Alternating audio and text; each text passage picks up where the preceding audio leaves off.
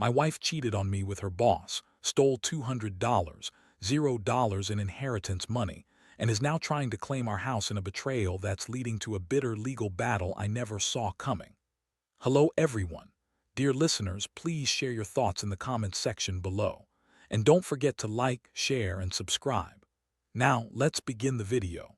Using a throwaway for obvious reasons, with certain specifics modified to preserve anonymity. I never thought I'd be sitting here telling a story about betrayal like this, but life has a way of throwing punches when you least expect them. It all started with what seemed like small signs, little things I brushed off at first. My wife, Emily, always had a sharp tongue, and she could be bitchy when she was annoyed, but lately she'd been downright cold and distant. She'd come home late, cancel plans at the last minute, and there was this strange new attitude about her phone. She'd hide it more, lock it even when she was in the bathroom. I didn't think much of it at first. I figured work was stressful, or maybe she was just tired of me. We'd been together for about 7 years, married for 3, and I thought I knew her pretty well. Then came the money. Emily wasn't exactly the most responsible person with finances, but she'd recently started acting secretive about her bank accounts. She'd been spending more than usual, luxury clothes, fancy dinners, weekend trips I didn't know about. When I asked her about it, she'd brush me off, say I was overthinking, or accuse me of being paranoid. But I had a gut feeling that something was off, especially when I noticed her phone messages getting more intimate with someone, some guy named Mark, who I'd never heard of before. Things escalated quickly one night when I came home early from work. I'd had a rough day, and I just wanted to relax. As I walked into the house, I heard muffled voices coming from the bedroom. My heart started pounding, and I froze. I peeked through the slightly open door and saw Emily on the bed, laughing and whispering to someone. I couldn't see his face clearly, but I recognized her voice, flirtatious, needy, and a little too eager. My stomach dropped. I felt like I'd been punched in the gut. I backed out quietly, not wanting to confront her right then, but I knew I'd seen enough. The next day, I snooped through her phone, and that's when I found the messages. Clear as day, she was cheating on me with her boss, a guy named Jonathan. They'd been sneaking around for months, I guess. The messages were full of talk about secret meetings, unbelievable nights, and plans to keep everything hidden from me. She'd even lied about working late that week she'd been with him. That's when I realized the betrayal wasn't just emotional. It was a full-blown affair, and it had been going on for a while. What made it worse was the money. I discovered she had stolen about $200, $0 from my inheritance, money I'd been saving for years, meant for our future, for emergencies, for our kids if we ever had any. Turns out she'd been siphoning it off into accounts she kept hidden from me, then using it to fund her affair and her lavish lifestyle. I felt sick. How could she do this to me, to us? I was furious, betrayed, and utterly heartbroken. I didn't confront her immediately. I needed to think. I spent days trying to process what I'd learned, feeling like I was living in some twisted nightmare. I couldn't believe Emily, the woman I loved, was cheating and stealing from me. How long had she been planning this? Was I just blind? Or was I in denial? Every time I looked at her, I saw a stranger, her lies, her betrayal, and the way she'd thrown everything we had into the trash. I knew I had to do something, but I also knew I needed to be careful. This was bigger than just a cheating wife. It was a full-blown betrayal that involved money, lies, and a future I had to fight for. After I gathered everything I needed, screenshots of the messages, bank statements showing the missing inheritance money, and a few other pieces of evidence, I felt like I was walking around with a ticking bomb inside me. My mind was racing. Part of me wanted to just pack my things and walk out, leave her and that whole nightmare behind.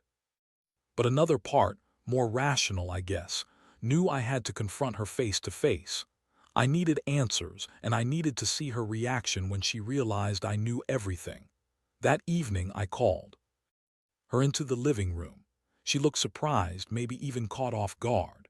Her face was a mask of calm, but I saw the flicker of worry in her eyes. I didn't waste time. I laid out everything I had discovered, the affair, the stolen money, the lies. I watched her face turn pale, her eyes darting around as if she was trying to come up with some quick excuse. She sat there for a long moment, silent, then finally let out a bitter laugh. "You're overreacting," she said, shaking her head. "You don't understand the pressures I've been under at work.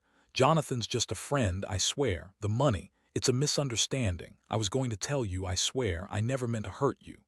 I couldn't believe her. She looked me straight in the eyes and lied without batting an eye. She always did have a way of twisting things, making herself the victim. I told her I didn't buy her bullshit, that I'd seen enough and I was done. That's when I felt the rage boil over. How could she sit there and lie so effortlessly? How could she betray me, steal from me, and then try to gaslight me into thinking I was crazy? The emotional fallout hit me hard. My stomach churned and I felt like I was drowning in a mixture of anger, heartbreak, and disgust. I'd trusted her with everything, my life, my future, and she turned around and stabbed me in the back. I wanted to scream, to tear her apart, but I just sat there, stunned. I kept asking myself how I'd let it get this far. How could I have been so blind? Her excuses kept coming. She was stressed, she was lonely, Jonathan was just a rebound, and the money. She claimed she was going to pay it back, that it was a mistake she'd made when she was desperate. But I knew better. I knew she'd planned this. The money, the affair, the lies, they all fit together in this sick puzzle that I was only just starting to see. Over the next few days, I oscillated between anger and sadness. I couldn't sleep. Every time I closed my eyes, I saw her with that bastard Jonathan, laughing and touching each other like they didn't have a care in the world. I couldn't believe I'd been so naive, so trusting. I felt used, humiliated, and betrayed in ways I never thought possible. But I also knew I couldn't let her get away with it, not without consequences. This wasn't just about breaking up. It was about justice, about making her see that she couldn't just walk all over me and take everything I had built. I started to think about my options. I knew I had to protect what was left of my inheritance, what I'd worked so hard for, and I had to figure out how to handle her legal claims over the house. She was already talking about our house, trying to manipulate the situation, claiming she had rights because we'd been married so long. That's when I realized this was going to be a mess I'd need to fight for. I wasn't just going to let her walk away with everything, her lies, her affair, my money, and the house. No way. I'd be damned if I let her get away with it all. That night I started making calls, lawyers, financial advisors, anyone who could help me. I knew I had to act fast. I couldn't let her drain what was left of my inheritance or claim the house under false pretenses. The betrayal was deep, but I wasn't going down without a fight. I had to get my head straight, plan my next move, and prepare for what was coming. I knew it wouldn't be easy.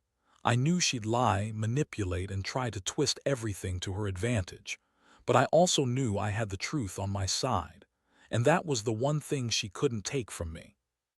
The more I dug into everything, lawyer consultations, bank records, and property titles, the clearer it became that Emily was playing a dangerous game. She wasn't just cheating.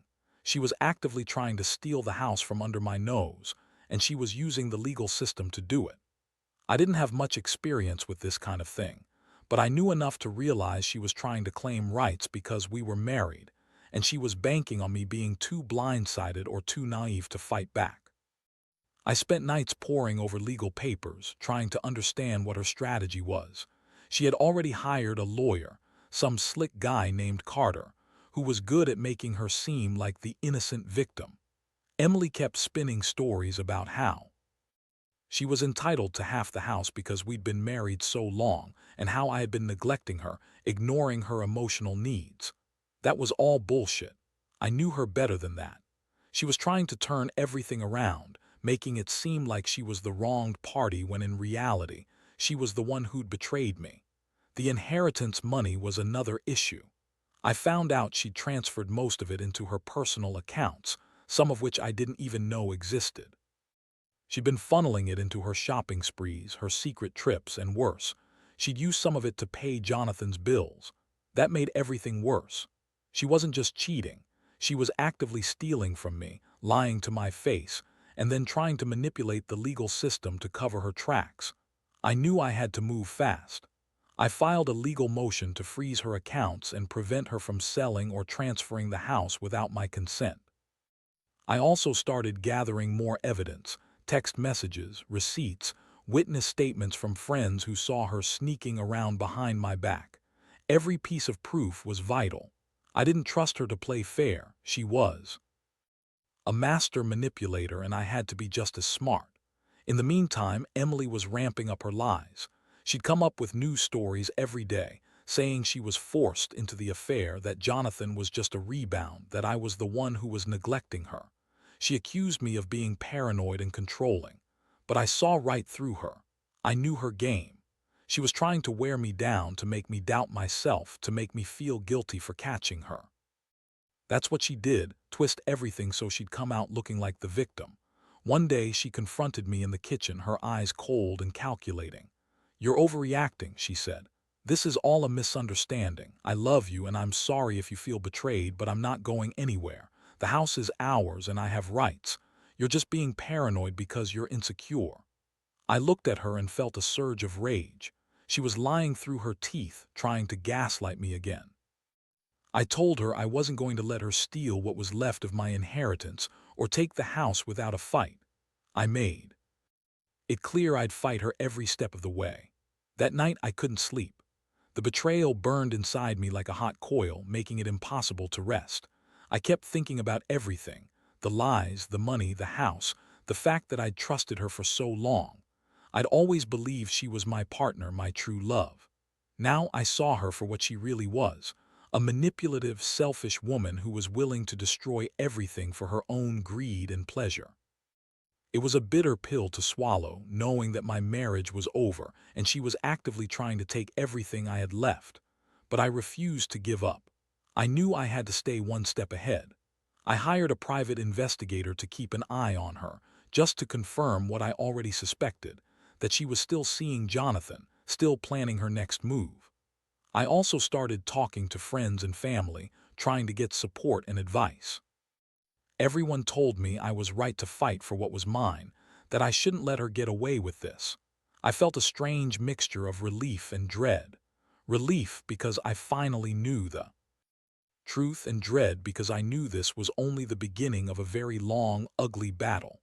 I realized I had to prepare for the worst. Emily wasn't going down without a fight, and I had to be ready to defend myself legally, financially, and emotionally. I wasn't just fighting for the house or the inheritance. I was fighting to reclaim my dignity, my life, and the future I thought I had with her. The betrayal cut deep, but I was determined not to let her win. Not without a fight. Over the next few weeks, everything escalated faster than I could have imagined. Emily's lawyer, Carter, kept pushing her narrative, claiming she was entitled to half the house because we'd been married for over 5 years. He threw around words like community property, marital assets, and equitable distribution, trying to make it seem like she had a right to everything I owned. Meanwhile, I was busy working with my own legal team, gathering more evidence, and preparing to fight her every step of the way.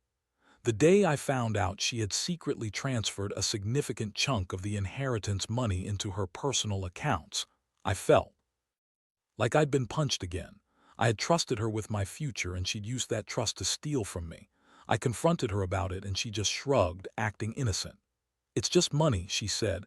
"I was going to pay you back. You're overreacting." That's when I realized she was still lying. She had no intention of paying me back. It was all part of her game, trying to make me feel guilty or paranoid so I wouldn't press her further. I decided I had enough. I filed a motion to freeze her accounts, to prevent her from transferring or spending any more of the stolen inheritance. I also secured a temporary restraining order to keep her from selling the house or making any major moves without my approval. I knew she was trying to manipulate the situation, but I was determined to stop her. I couldn't let her walk away with everything, especially after everything she'd done.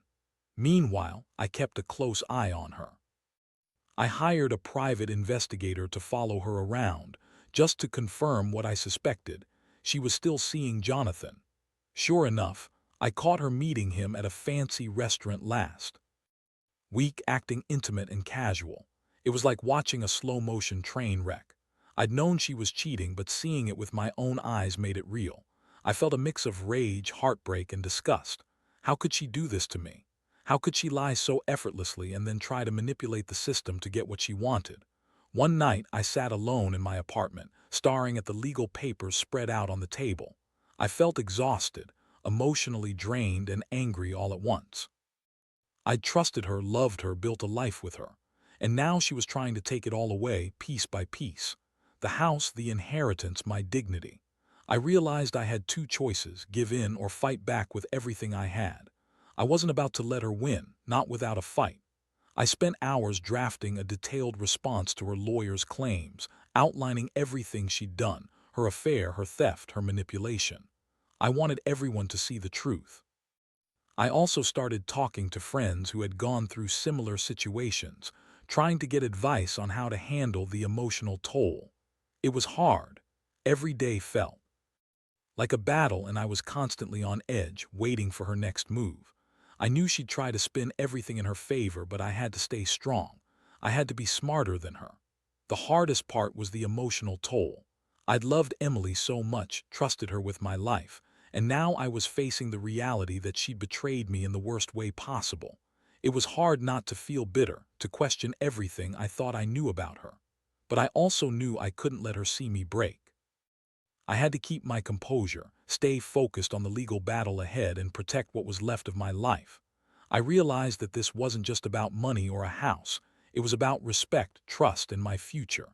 I wasn't going to let her destroy everything I'd worked for. I was determined to see this through, even if it meant facing the ugliness of betrayal head-on. I still loved her, but I knew I couldn't fix this by myself. I had to be ruthless, smart, and prepared for whatever came next. Because if there's one thing I've learned, it's that some betrayals cut so deep you have to fight like hell to get your life back. The legal battle was now in full swing, and I quickly realized how deep Emily's lies went. Every day, new documents surfaced, more hidden accounts, forged signatures, even attempts to transfer ownership of the house without me knowing. Her lawyer, Carter, kept pushing her narrative that she was entitled to the house because we'd been married long enough, and that I was dragging her unfairly through the mud. But I had the evidence to show she'd lied about everything: her affair, the theft, the manipulation. It was a war of attrition, and I knew I had to keep pushing harder. One of the most shocking moments was when I discovered that Emily had secretly been planning to claim the house herself, even before I knew about her affair or the stolen money. She had hired her own lawyer, an aggressive woman named Lisa, who was trying to argue that she had contributed to the property, that her emotional neglect gave her some sort of claim. That was pure nonsense, but I could see how she was trying to spin it. She knew she couldn't win on honesty, so she was throwing everything she could at me. I responded with a detailed counterargument, showing that I had been the one managing the finances, paying the mortgage, and that her claims were unfounded. I also presented the evidence of her stealing the inheritance money, which was the real reason she was so desperate to keep the house. I wanted the court to see her for what she was: a manipulative, dishonest woman who was willing to lie, cheat, and steal to get what she wanted. Meanwhile, Emily was getting more aggressive. She started making threats, saying that if I didn't back down, she'd destroy me in court, that she'd expose everything about the affair, the stolen money, and even try to take full custody of our supposed shared assets. It was clear she was panicked, desperate, and willing to do whatever it took to win. I wasn't naive enough to think she'd stop trying to manipulate the system, but I had my own legal team now, and we were prepared for her games. The emotional toll was mounting. Every day I woke up feeling betrayed all over again. I'd trusted her, loved her, and now I was fighting to keep what was mine. I hated that. She was trying to turn the court into a battlefield, using her lies and manipulations as weapons. But I also knew I couldn't just sit back and let her win. I had to be relentless, to keep digging up proof, to stay one step ahead. The most difficult part was the realization that I might lose everything: my house, my inheritance, my sense of stability, if I didn't fight hard enough. I started to question everything I knew about her, about us. How could she have been so selfish, so manipulative? I kept replaying all the signs I'd ignored, all the moments I should have seen through her lies. But I also felt a strange sense of clarity. This was her true nature: selfish, deceitful, and ruthless. and I couldn't let her get away with it. I spent nights awake strategizing. I reached out to old friends and even some professionals who had dealt with similar situations. I learned that sometimes the only way to win was to be unrelenting, to expose every lie, and to fight with everything I had. I couldn't let her destroy what little was left of my life. The betrayal was deep, but I was determined to come out the other side, even if it meant going to war in the courtroom. I knew I had the truth on my side, and that had to be enough. Just one more step, I told myself, and I'd be free of her lies and manipulation. I was ready to fight to the very end. The final stretch of this nightmare came when the court date was set. I knew Emily was going to pull out all the stops, more lies, more manipulation. But I also knew I had the truth, and I had enough evidence to back it up. The weeks leading up to the hearing were tense beyond anything I'd ever experienced. I spent every free moment reviewing my case, talking to my lawyer, and preparing myself for whatever she would throw at me. I wasn't just fighting for the house anymore. I was fighting to reclaim my dignity, my trust, and what little peace I could find after everything she'd put me through. On the day of the court hearing, I felt like I was walking into a battlefield. Emily looked nervous, trying to maintain her bitchy bravado, but I saw the cracks behind her eyes. She knew she was losing. Her lawyer, Lisa, tried to spin her usual stories, claiming she contributed equally to the house, that I was controlling, that her affair was just a misunderstanding. But I had everything laid out: text messages, bank statements, witnesses, proof that she'd lied and manipulated her way into this mess. When I took the stand, I was calm but firm. I told the court about her affair, her theft of the inheritance, her lies, and her attempts to claim the house unjustly. I explained how she had used my trust, my love, and my hard-earned money as tools for her own greed. I didn't hold back. I wanted the court to see her for what she truly was: a manipulative, selfish woman who had betrayed everything we once stood for. My voice didn't shake. I spoke from the heart, from the pain and the anger that had been building for months. The judge listened carefully, asking questions, scrutinizing both sides. Emily's lawyer tried to argue her case, but it was clear she was running out of options. Witnesses testified about her lies, her affair, and her stealing. I presented my evidence, showing how she'd systematically dismantled our marriage and financial stability. In the end, the judge made a ruling. She awarded me sole ownership of the house, ordered Emily to return the stolen inheritance, and dismissed her claims entirely. The courtroom was silent after the judge's decision. Emily looked stunned, then furious. She spat out some last-minute accusations, but the judge had already made her judgment. I felt a strange mix of relief and exhaustion, like I'd finally fought through the worst part of this nightmare. It wasn't easy, but I'd won. I'd taken back what was mine and exposed her lies for everyone to see. Walking out of the courtroom, I felt a weight lift off my shoulders.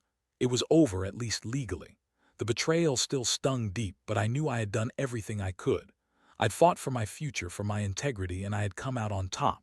The process had changed me, made me more cautious, more aware of the kind of person some women can be when they're only out for themselves. Looking back, I learned a lot from this experience. Trust is fragile, and sometimes people hide their true nature behind a mask of love. I realized that fighting for what's right isn't easy, but it's necessary. I also learned that revenge isn't about hurting someone back. It's about standing your ground, exposing the truth, and reclaiming your life. Emily's betrayal taught me that sometimes the only way to truly move on is to confront the darkness head-on. Now I'm rebuilding. I've moved out, started a new chapter, and I'm finally able to breathe again. The scars of this betrayal will stay with me, but I refuse to let them define me. If there's one thing I want others to take away from this, it's this: never underestimate the power of the truth, and never let someone's lies steal your peace. Stand up for yourself, fight with everything you've got, and don't let betrayal destroy what's rightfully yours.